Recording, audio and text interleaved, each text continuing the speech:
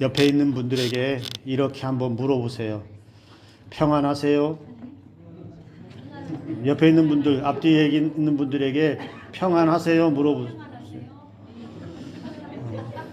어떤 분은 아이고 그럼요 평안합니다 라고 하시는 분이 있는 반면에 얼굴은 표정은 웃고 있는데 속에서는 평안하긴 뭐가.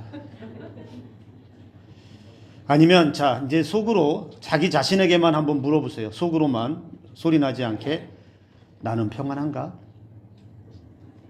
나는 지금 평안한가? 자신에게 한번 물어보세요. 자신 있게 오늘 평안함이 있다면 하나님의 은혜인 줄을 믿으시기 바랍니다. 그러나 평안함이 없고 무언가 불편함이 있고 불안함이 있다면 오늘 하나님께서 그 마음의 불안감과 평안하지 못한 것들을 다 몰아내 주셔서 다시 한번 평안의 은혜의 자리로 나아갈 수 있기를 주님의 이름으로 축복합니다. 지난주에 말씀을 전할 때 잠깐 언급했던 불안에 대해서 오늘 함께 생각해 보려고 합니다. 지금 이 시대를 살아가는 많은 사람, 모든 사람들의 어쩌면 공통적인 문제 안에 불안이라고 하는 것이 있다라고 하는 걸 우리가 부인할 수 없을 것 같습니다. 사람들이 각기 처한 환경이 다르고 살아가는 삶도 다르고 생각하는 것도 다 다르지만 불안하지 않은 사람이 없다고들 말을 하기도 합니다. 불안이 무엇일까요? 불확실한 상황이나 위협적인 상황, 또 그러한 모든 것들 속에서 일어나는 심리적인, 생리적인 반응인데요. 종종 이 불안이 걱정이 되거나 염려, 두려움, 긴장감, 스트레스 이런 걸 가져오기도 합니다. 누구나 그래서 불안감을 안고 살아가기 때문에 때로는 마음의 이게 심리가 안정감이 없을 때가 있습니다. 그냥 별일 없는 것 같은데 가슴이 두근두근한 사람이 있을 수도 있고요. 별일 일어나지 않았는데 안절부절해요. 무슨 일이 일어날 것 같은 또는 일어나지도 않았는데 혹시 그런 일이 일어나면 어떡하나 미리 앞서서 불안해하는 사람들도 있다라고 합니다. 무엇이 불안할까요? 여러분들이 느끼는 그 불안감 중에 그 불안함의 내용은 무엇이 있으신가요?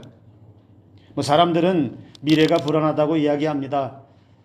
내 미래가 내일이 어떻게 될지 그 미래가 불안하다고도 이야기합니다. 그 나에 대한 미래에 대한 불안은 더 커지면 교회에 대한 미래 어떻게 될 것인가 라고 하는 그 불안도 있고요. 나라가 어떻게 될 거냐, 전 세계가 어떻게 될 거냐, 전쟁은 계속 끊임없이 일어나고 있고 사람의 삶의 환경이 그렇게 녹록하지 않은 세상 가운데 살아가는데 우리 인간의 미래가 얼마나 불안하냐, 이걸 걱정하는 사람들도 있습니다. 또 자신의 개인에게 있어서는 건강의 염려 때문에 불안해하는 사람이 또 많습니다. 현재 몸이 아프거나 또는 아프지 않아도 몸이 아플까봐 여러 가지 건강식품들을 다 복용하면서 건강 염려증에 빠져서 살아가는 사람들도 많죠. 세상을 돌아보면 TV를 틀고 신문을 펼쳐보고 인터넷이라든지 이런 뉴스들을 접해보면 우리나라 대한민국 현실도 정치가, 경제가, 사회가, 교회가 다 불안하다라고 이야기합니다. 사람들은 모두가 다 각기 행복해지기 위해서 열심히 살아갑니다. 행복을 싫어하는 사람은 없습니다. 편안하게 걱정 없이 기쁨만 가지고 살아가는 거, 이거 싫어하는 사람은 없습니다. 그래서 어쩌면 한평생 행복해지기 위해서 많은 시간과 많은 노력을 쏟아붓는 사람들이 바로 이 땅에 존재하고 있는 모든 인간이라고 말할 수 있겠습니다. 여기 있는 오늘 예배를 드리고 있는 우리 모두도 그렇지 않겠습니까? 성공하고 싶고 행복해지기 위해서는 돈도 있어야 하고 어느 정도 사회적인 지위도 있어야 되겠고 어느 정도 성공에 대한 성취도 맛볼 수 있어야 하겠고 그래서 어느 날 이런 생각을 할 때가 있습니다. 이것만 있으면, 이것만 얻으면, 이것만 있으면 괜찮아지겠지. 이 자리에만 올라가면 좋아지겠지. 그런데 그렇게 애써서 얻은 자리, 얻은 물질, 그렇게 힘써서 노력해서 성취한 나의 노력의 결과물들, 그 결과물들을 바라보고 있으면 무슨 생각이 들까요? 아, 이제 됐다. 내가 원했던 거 이루었으니 됐다. 나는 더 이상 바랄 것이 없고, 나는 더 이상 누릴 것이 없고, 이것으로 족하다. 나는 평안하다. 이렇게 자신 있게 말하는 사람이 몇이나 될까요? 이후에는 뭘 하지? 큰 부자가 되었는데, 그러면 큰 부자가 된 다음, 그 다음은 뭘 하지? 얼마나 더 벌어야 될까 생각하지 않을까라는 염려도 있습니다. 최고의 인기를 얻은 연예인들 보세요. 최고의 인기를 얻었어도 그것이 대단한 영광이고, 그것이 세상에 그 무엇과도 바꿀 수 없는 그 인기를 얻어서 부러울 것이 없고, 그런데 최고의 위치에 올라간 연예인들이 가장 심각하게 찾아오는 게 뭐죠? 그게 불안이잖아요. 무엇 때문에? 인기가 떨어지면 어떡하지? 이 인기를 유지해야 하는데 어떻게 해야 유지할 수가 있지? 이것 때문에 불안해하죠. 복권에 1등 당첨된 사람 여기는 없죠? 1등 됐으면 이 자리에 없을까요? 1등 혹시 되더라도 이 자리에 남아있기 바랍니다. 복권에 1등 당첨되면 수억에서 수십억을 만지면 됐다. 이제는 나는 아무것도 걱정 없고 다 이루었다 이제. 그래서 편안할까요? 그런데 많은 뉴스를 접해보면 거액의 당첨을 일확천금을 받은 사람들의 삶이 행복하지 않다라는 게 대부분 뉴스예요. 그 돈을 어떻게 지킬 것인가? 그 돈을 어떻게 쓸 것인가? 그것 때문에 또 돈이 많아서 또 불안합니다. 얼마 전에 선거가 끝났지만 권력을 얻고 정치인들의 어떻습니까? 그 권력을 유지하지 못해서 유지하고 싶은데 어떻게 하면 이 권력을 유지할 수 있을까? 그것 때문에 불안해합니다. 이것만 있으면 행복할 것 같고 이것만 얻으면 될 것 같고 무언가 내게 주어지면 나의 삶이 평안해질 것 같고 불안감이나 두려움이나 이런 것들이 없을 것 같지만 여전히 우리의 삶에서는 그 불안이라고 하는 것은 늘 남아있다는 겁니다. 어떤 사람들은 길을 가는데 앞에 가는 사람이 돌변해서 나에게 주먹을 날리면 어떡할까 이런 생각을 하는 사람도 있대요. 지나가는데 갑자기 하늘에서 뭐가 툭 떨어졌고 내가 맞으면 어떡하지? 죽을까 살까? 아이고 목사님은 참 희한한 걱정도 희한한 불안도 있습니다라고 할지 모르지만 여러분 우리 주변에 간혹 보면 아무 일 생기지 않았는데도 미리 불안한 사람들이 참 많습니다. 마치 불안 염려증과 같은 사람들이 있어요. 하루 일과가 불안하다는 사람들도 많습니다. 무슨 일을 했는데 결과가 좋지 않으면 어떡하지? 이번에 시험을 봤는데 결과가 성적이 좋지 않으면 어떡하지? 그것 때문에 불안해. 오늘 회사에 나가서 무슨 일이 일어나면 어떡하지? 우리 아이들 학교에 보냈는데 그 아이들이 학교에서 무슨 일을 겪으면 어떡하지? 요즘 주식이 아주 불주식이라고 해서 많은 분들이 입에 오르고 있는데 아이고 내가 투자한 주식만 떨어져서 내가 사기만 하면 떨어지는데 이번에도 또 샀는데 또 떨어지면 또 어떡하지? 안절부절 맨날 그 주식이 오르락 내리락 하는 것만 쳐다보고 있어요. 어떤 신경과학자는 이렇게 말했습니다. 불확실성과 위험의 예측이 불안의 본질이다. 알 수 없으니까. 어떻게 될지 알 수 없고 예측할 수 없고 확정할 수 없으니까 자신할 수 없으니까 될지 안 될지 일어날지 안 일어날지 그렇게 조마조마하는 일들이 우리 일상에 다가온다는 거예요. 그게 불안이라는 겁니다. 여러분 불안이라고 하는 것이 눈에 보입니까? 보이지 않아요. 불안은 마치 유령처럼 우리 내면에 존재해 해서 우리 삶에, 우리 인간의 삶에 깊숙이 들어와 있습니다. 이 불안은 믿음이 없는 사람들만 그러면 가지고 있을까요? 믿지 못하는 사람, 믿음이 없기 때문에 그러면 믿음 없는 사람들만이 가진 전유물일까요? 놀라운 사실은 믿음의 안에 있는 믿음의 백성들에게도 불안감은 있다라는 거예요. 신학자 헬무트 틸리케라고 하는 사람도 그래서 이렇게 말했어요. 그의 저서에서 하나님의 침묵이라고 하는 책에서 불안이 신앙인에게도 찾아온다라고 말합니다. 하나님을 믿고 있는 강력한 의지의 대상, 우리가 신뢰하고 있고 우리가 따라가고 있고 우리가 절대적으로 의지하고 있는 하나님이 계심에도 불구하고 신앙인들조차도 그 불안감을 완전히 떨쳐내지 못하고 그 불안함에서 자유롭지 못하다는 겁니다. 오늘 저와 여러분들에게 혹시라도 이 예배 자리에 여기 들어오기까지도 그래도 불안했던 삶에 어떤 문제가 있거든, 지금 내 감정 속에서 느끼는 그런 조마조마한 거나 염려하거나 그것 때문에 어쩌지 라고 하는 것이 작은 것이라도 있다면 오늘 하나님께 이 자리에다가 다 내려놓고 나아가서 다시 기쁨의 삶으로 맡겨놓고 사는 삶으로 살아갈 수 있기를 주님의 이름으로 축복합니다. 신앙인들에게도 불안이 있는데요. 여러분, 오늘 본문의 주인공 다윗도 불안한 삶을 살았습니다. 불안한 현실 속에서 다윗도 그렇게 조마조마한 인생을 보낼 때가 있었다는 거예요.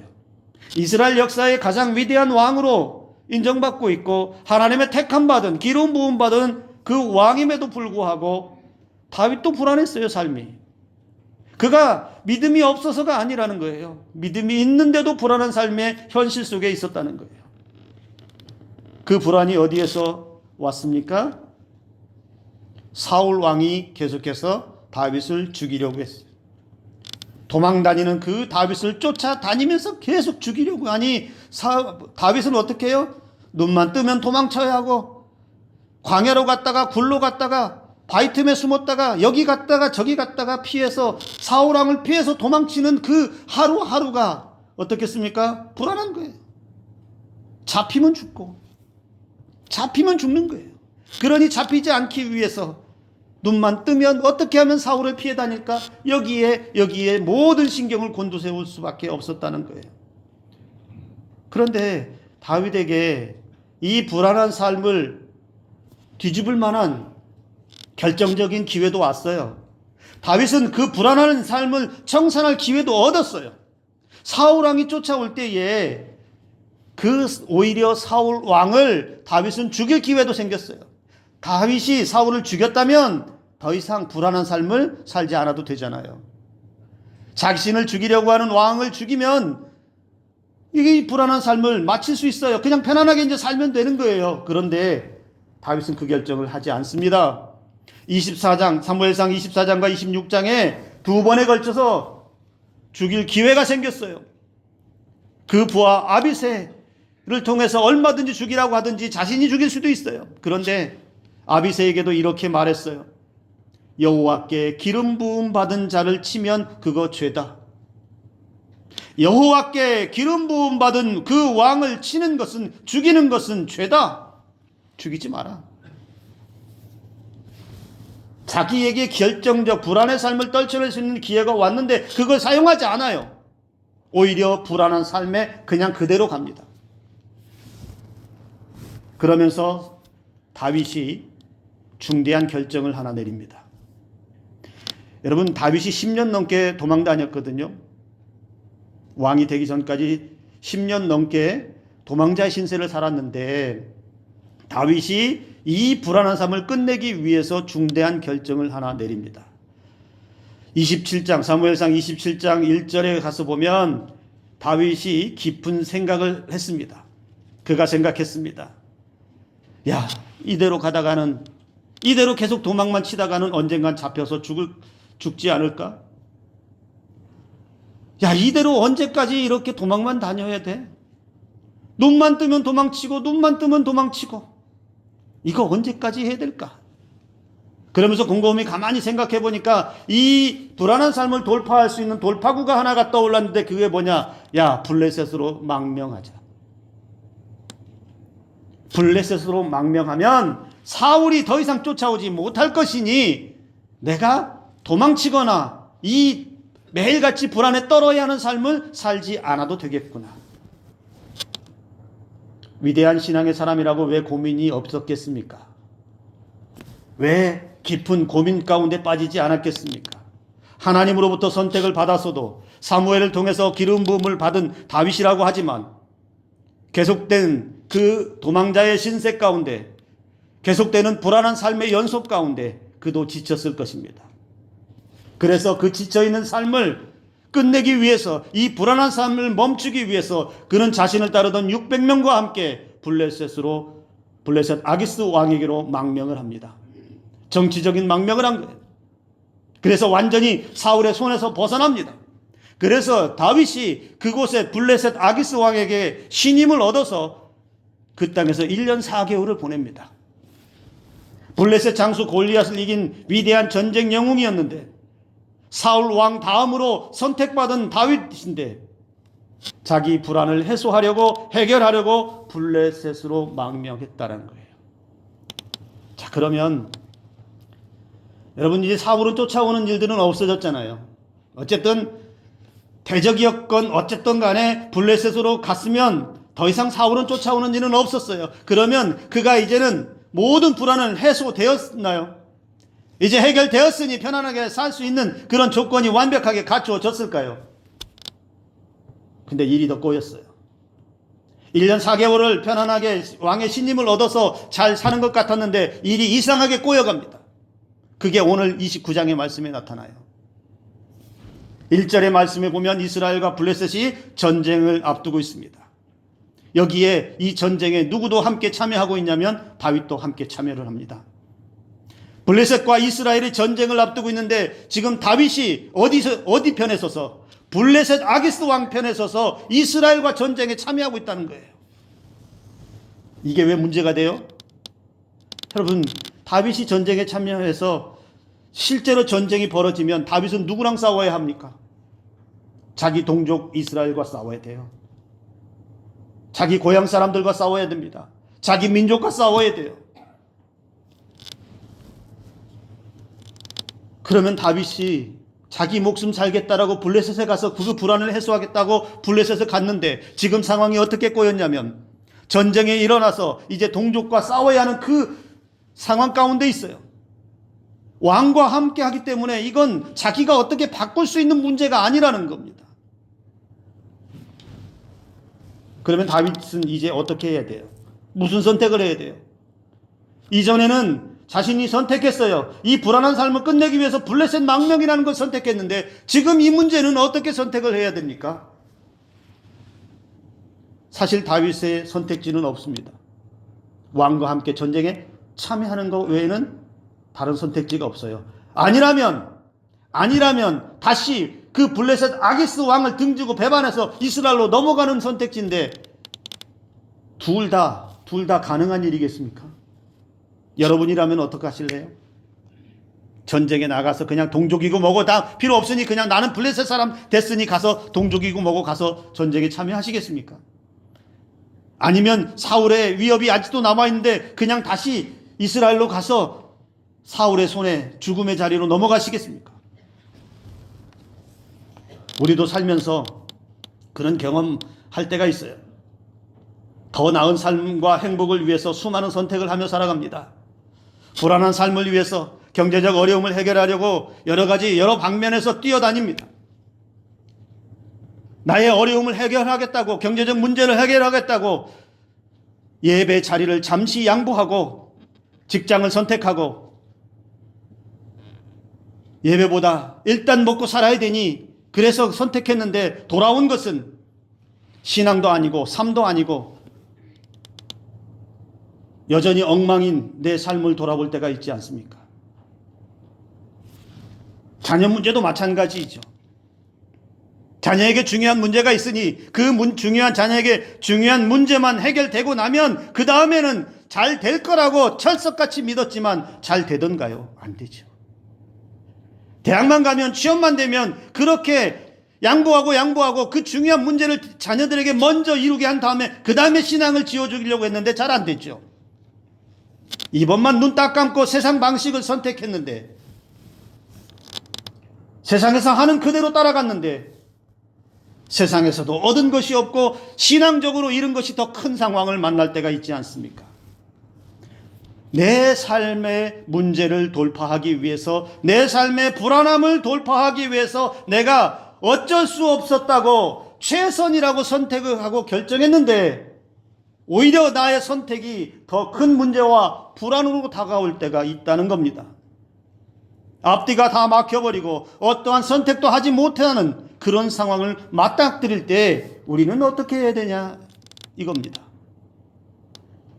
그 당시는 어쩔 수 없었다라고 말하지만, 이것밖에는 할 길이 없었다라고 핑계댈 수 있지만, 우리가 최종적으로 마지막에 이도저도 못하는 상황 가운데서는 이제는 어디로 가야 하죠? 어떤 선택도 할 수 없었던 상황에 놓인 다윗, 이거든 저거든 선택지가 없는 다윗에게 놀라운 일이 일어납니다. 상상도 못한 일이 오늘 본문에서 일어납니다. 다윗과 600명의 부하가 아기스 왕과 함께 블레셋 군대 맨 뒤쪽에서 따라갑니다. 그런데 갑자기 블레셋 지휘관이 아기스 왕에게 항의합니다. 사실 여기 항의했는데 이 항의하고 막 한 표현이 너무 점잖게 성경이 되어 있는 것 같은데, 여러분 이건 사실 왕에게 덤빈 거예요. 뭐 때문에 덤볐을까요? 다윗이 마음에 안 드는 거죠.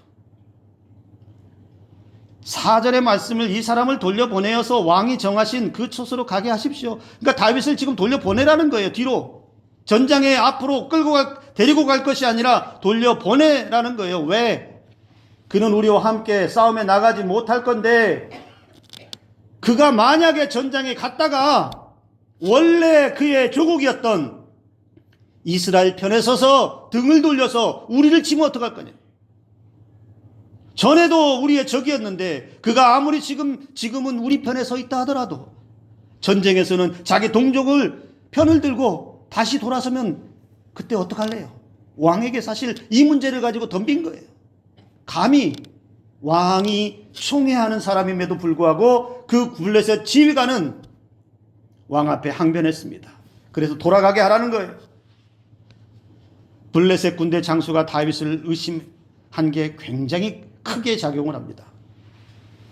근데 여러분 생각해 보세요.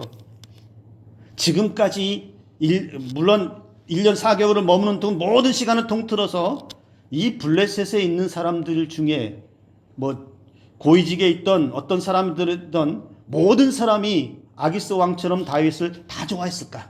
그러지는 않았을 거예요. 싫어하는 사람이 분명히 있었을 거예요. 시기하는 사람이 분명히 있었을 거예요. 근데 왜 갑자기 지금 이 순간에, 전쟁을 앞둔 이 순간에 갑자기 왜 블레셋 지휘관은 의심하고 왕에게 항의해서 그를 돌려보내라고 그렇게 거칠게 말을 해야만 했을까요?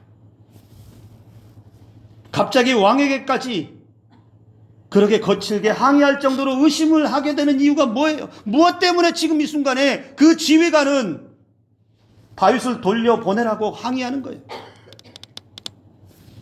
여러분, 우리는 이 상황을 하나님이 개입하신 것으로 보아야 해요. 하나님이 개입하셔서 다윗이 무엇도 이것도 저것도 선택하지 못하는 그 상황에서 하나님이 개입하셔서 다윗이 어디로 가야 하는지를 알려주시는 거예요. 다윗이 어떤 선택의 길을 가야 하는지를 우리 하나님이 직접 개입하셔서 알려주고 계시다라는 겁니다. 하나님께서 전쟁터로 가고 있는 다윗을 막으시기 위해서 그 블레셋 군대 지휘관을 사용하셨다는 거예요. 그러니 다윗을 전쟁으로 나가지 않는 상황으로 지금 하나님이 개입하셔서 바꾸고 계시다는 거예요. 다윗의 힘으로는, 다윗의 능력으로는 이 상황을 바꿀 수가 없는데, 더 큰 위기와 불안을 해소할 수 없는 연약한 인간임에 불과한 다윗의 결정이 아닌 하나님이 지금 이 전쟁의 상황을 바꾸고 있어요. 누구만? 다윗만. 다윗만 바꾸어서 그렇게 전쟁터가 아닌 다시 뒤로 블레셋으로 돌아가게 하나님이 막으신다는 것이죠. 사랑하는 성도 여러분, 하나님께서 상황을 바꾸시면 달라집니다. 저와 여러분들의 인생도 마찬가지예요. 어떤 상황이 놓여져 있든지 어떤 진퇴양난에 빠졌든지 내 삶이 얼마나 불안하고 얼마나 벌벌벌 떨어야 하는 그런 삶에 있더라도 하나님이 내 삶의 상황을 바꾸시고 내 삶에 개입하시면 분명 달라질 줄을 믿으시기 바랍니다. 내 앞에 펼쳐진 어려운 상황을 내 힘으로 바꿀 수 없을 때, 내가 도저히 감당할 수 없을 때, 그럴 때 하나님은 문제의 상황과 환경을 바꾸시면 우리의 불안한 인생이 달라질 줄로 믿습니다. 하나님은 어떤 방법을 동원하실까요? 저와 여러분들의 그 불안한 삶을 바꾸시기 위해서 어떤 방법을 동원하실까요? 주변의 사람들을 통해서도 바꾸십니다. 또는 법과 제도를 바꿔주시기도 하고 환경적인 변화를 통해서도 우리의 상황을 바꾸시기도 합니다. 사람이 아무리 좋은 계획을 세웠어도 하나님께서 틀어버릴 때도 있습니다. 내 계획이 완벽한 것 같고 내 계획이 진짜 그럴싸하고 대단한 계획 같아도 하나님이 아니라고 하면 그 상황을 틀어버릴 때도 있다는 거예요. 사람들은 우연이 되었다라고 말할 수 있을지 모르지만 우리 신앙인들은 그걸 하나님의 은혜라고 말합니다. 하나님이 바꿔주시는 상황, 하나님의 뜻대로 바꾸시는 상황, 내가 어떻게 할 수 없는 상황을 하나님이 직접 개입하셔서 바꾸시는 상황은 그것은 하나님의 은혜임을 믿으시길 바랍니다. 제 삶을 생각해봐도 그렇습니다. 사람을 통해서 많은 하나님의 은혜를 받았는데 여러분 생각해보면 제가 계산하고 제가 세웠던 계획들, 제가 선택한 방법들이 다 이루어졌을까요? 아니요. 하나님은 오히려 제가 생각하고 제가 계획한 것보다는 하나님이 직접 일하셨어요. 네 계획보다는 내게 낫다. 하나님이 저에게 그렇게 말씀하시는 것 같아요. 꿈을 포기하고 돈을 벌어야겠다고 했을 때 그래서 그렇게 하면 어려움을 조금 벗어날 수 있다고 생각했지만 오히려 더 안 됐어요. 하나님에게서 더 집중하는 일에 나아가지 못하니까 하나님이 일을 막으시고 오히려 하나님께 더 집중하는 상황으로 몰아넣으셨어요. 제가 가장 어려움을 겪었던 그 시기에 남들에게는 말을 하지 못하고 그저 기도하다가 눈물만 흘리던 시절이 있어요. 누구에게도 말 못하는 그런 아픔과 두려움과 걱정이 있을 그때에 여러분 하나님의 생각은 얼마나 기가 막힌지 한번 들어보실래요? 물질적인 도움을 주시는데 제가 아는 사람, 제가 기대하는 사람 한 사람도 없어요. 아니 물론 이분의 얼굴은 알아요. 이 자매의 얼굴은 알아요. 인사 정도는 해요. 그런데 평소에 한마디도 서로 이야기를 나눠본 적이 없는 사람이에요. 그런데 그 순간에 이 자매는 기도하는 자매예요. 그분이 기도하다가 문득 나에 대한 생각을 했다는 거예요. 그게 본인이 생각해서 한 생각이겠어요? 나를 어떻게 알았어요? 내 이름밖에 모를 텐데. 그런데 제가 가장 고민하고 있고 가장 어려워하고 있고 그래서 말수가 확 줄어드는 그 순간에 어느 날 갑자기 그분이 저를 찾아왔어요. 예배 마치고 집에 가다가 지하철 타고 집에 가다가 하나님께서 조금 전 기도할 때 그 사람 찾아가라 이 마음을 계속 주신다는 거예요. 그래서 지하철을 타고 가는데 도저히 갈 수가 없어서 중간에 내려서 다시 교회로 왔는데 내가 거기 지하 로비에 앉아 있다는 거예요. 앉아 있었다는 거예요. 그래서 그분이 대학원에 수업을 받고 있는데 장학금을 거액을 받았어요. 근데 그것을 어떻게 쓸까? 이미 등록금은 다 납부를 했기 때문에 어떻게 쓸까 하다가 이걸 교회 세우는 데 쓰자라고 해서 결정을 하고 그렇게 쓰려고 기도하고 있었는데 그때 내가 보인 거예요. 제가 액수는 말을 못하겠어요. 그 장학금 받은 거액을 그분이 저에게 가지고 왔어요. 그러면서 이렇게 말했어요. 교회를 세우는 게 내 기도 제목이었고 소망이었는데 내가 형제님에게 드리는 것은 형제님의 꿈이 목회자라는 걸 내가 들었다. 그러면 그것도 교회를 세우는 것과 같다라고 하나님이 마음을 주셨다. 한 사람의 꿈을 가진 목회자, 이 사람을 세워주고 도와주는 것도 하나님은 교회를 세우는 것과 똑같다라고 제게 감동을 주셨다. 그리고 그분은 그렇게 하고 다시 원래 자리로 돌아갔어요. 그 이후에 저와 또 얘기해 본 적이 없어요. 하나님께서 하시는 그 일들을 제 삶을 통해서 다윗의 모습을 통해서 보면 하나님이 개입하시면 달라진다는 겁니다. 어쩔 수 없는 상황도 달라진다는 겁니다. 길이 막혔을 때도 달라진다는 겁니다. 하나님이 개입하시면, 하나님이 상황을 바꾸시면 내가 불안에 떨던 그 모든 상황이 진정이 된다는 겁니다. 여러분, 우리는 다윗의 삶에 지금 전쟁터에 나가야 하는 중대한 상황 가운데 개입하셔서 막으셔서 블레셋 진영으로 돌려보냈어요. 근데 단순히 하나님이 막으셨구나라고 끝내면 안 돼요. 하나님이 전쟁에 참여하지 못하도록 하나님이 다윗을 지키셨구나 정도로 끝내면 안 되고 이 상황이 왜 특별한 이유가 되느냐, 왜 이게 특별한 은혜가 되느냐, 여기까지 한번 더 봐야 돼요. 다윗처럼 똑같이 불안한 사람이 한 사람 더 있어요. 어쩌면 다윗보다 더 불안했는지도 모르겠어요. 그게 누군지 아세요? 그게 사울이에요.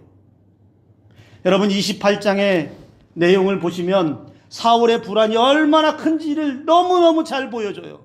근데 이미 이전에 사울은 하나님으로부터 버림받았어요. 28장의 내용을 보면 극도의 불안감에 쌓인 사울의 모습을 보는데 그도 블레셋과 전쟁을 앞두고 있어요. 근데 전쟁을 앞두고 왕이 할 수 있는 게 뭐예요? 당시에는 하나님의 도움을 받는 거예요. 전쟁에 나가도 될지 안 나가도 될지, 나가지 말아야 할지를 물어보고 나갔을 때 이길 수 있는지 없는지 그걸 하나님께 물어봤어요. 다윗도 그 과정을 거쳐갔어요. 그런데 블레셋이 불안하니까 여호와께 묻습니다. 물어요. 하나님께 물어요. 그런데 놀라운 것은 여러분 28장 5절에 뭐라고 되어 있느냐, 여러분 성경을 한번 펼쳐보세요. 28장 5절에 사울이 블레셋 사람들의 군대를 보고 두려워서 그의 마음이 크게 떨렸어요. 그런데 26절 여호와께 묻자오되 그런데 돌아온 대답이 뭐라고요? 여호와께서 꿈으로도 우림으로도 선지자로도 그에게 대답하지 아니하였다. 물어봤는데 하나님, 이 두려움을 어떻게 할까요? 하나님, 이 전쟁을 어떻게 할까요? 물었을 거 아니에요. 그런데 사울이 만난 건 하나님의 깊은 침묵만 만났어요. 아무 소리도 안 들려요. 이렇게 해라 저렇게 해라, 이긴다 진다 어떻게 된다, 아무 말씀을 안 하시니 사울이 미쳐버릴 것 같아요. 불안을 넘어서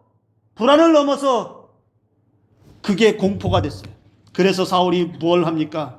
하나님께 안 되니까, 하나님이 침묵하니까, 아무 소리도 들을 수 없으니까 찾아간 것이 엔돌의 신접한 여인 박수무당을 찾아갔잖아요.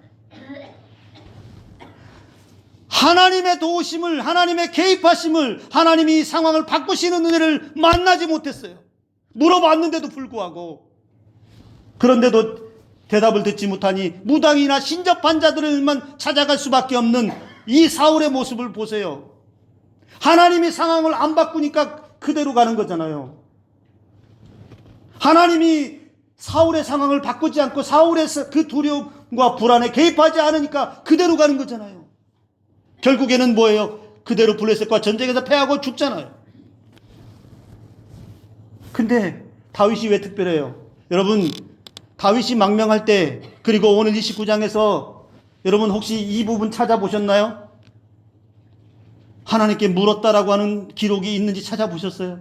망명할 때 하나님 내가 망명해도 될까요? 물어본 적 있어요? 없어요.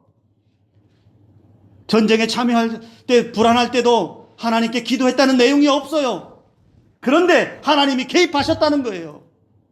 그런데 하나님이 상황을 바꾸셨다는 거예요. 기도하지도 않았는데 왜? 왜요? 왜? 다윗은 하나님의 선택 안에 있는 사람이라는 거예요. 사울은 그의 불순종과 죄로 인해서 이미 버림받아서 하나님 관심 밖에 나가 있었다는 거예요. 결국에 하나님이 상황을 바꿔주시고 하나님이 개입해 주시는 은혜를 누구에게 주신다는 겁니까? 하나님의 사람들에게 준다는 거예요. 하나님 은혜 안에 있는 사람들에게 준다는 겁니다. 그게 다윗이었다는 거고, 그게 오늘 저와 여러분들이 되어야 할 줄로 믿습니다.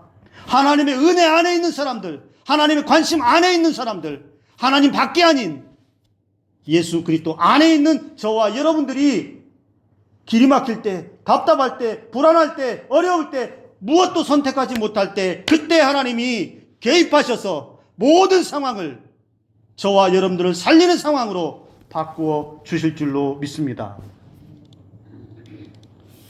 여러분, 어린아이가 위험을 만나면, 우리 아들, 딸, 자녀들이 위험을 만나면 부모는 그걸 보았을 때 어떻게 하죠? 물에 빠졌다든지 위험한 상황이 눈앞에 펼쳐지면 어떻게 해요? 주저할 것 없이 뛰어가서 그 아이를 구해내지 않나요? 하나님도 똑같습니다. 은혜 안에 있는 사람들을, 하나님 관심 안에 있는 택하신 백성들을 하나님은 반드시 개입하셔서 상황을 바꾸셔서 불안이 아닌, 두려움이 아닌 평강의 은혜의 자리로 인도해 주실 줄로 믿습니다. 오늘 우리가 해야 할 중요한 것이 하나가 있습니다. 우리 인생의 선택지, 우리의 인생의 선택지에 무엇을 써넣어야 할까요? 오직 예수님. 저와 여러분들의 인생의 선택지에 이 예수님, 오직 예수님 써놓으시고 지워지지 않도록 힘써 살아가기를 주님의 이름으로 축복합니다. 내 인생의 선택지가 예수님이면 하나님께서는 저와 여러분들을 선택하시고 저와 여러분들의 이름을 지우지 않으실 것입니다. 그러면 하나님은 우리의 모든 삶에서, 우리의 모든 삶의 자리에서 우리가 감당할 수 없는 일을 만날 때 개입하시고 모든 상황을 바꾸셔서 하나님의 은혜 안으로 회복의 은총을 주실 줄로 믿습니다. 기도하겠습니다.